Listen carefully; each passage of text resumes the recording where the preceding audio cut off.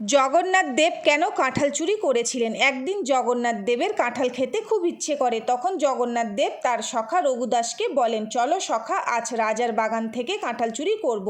তখন রঘুদাস বলেন, প্রভু, আমি কাল আপনার জন্য কাঁঠাল নিয়ে আসব, এতে চুরি করার কি আছে? তখন প্রভু জগন্নাথ হেসে বলেন, মা যশোদা তো আমাকে রোজ মাখন খাওয়াতেন, তবে সখীদের মাখন চুরি করে খাওয়ার মজাটাই আলাদা।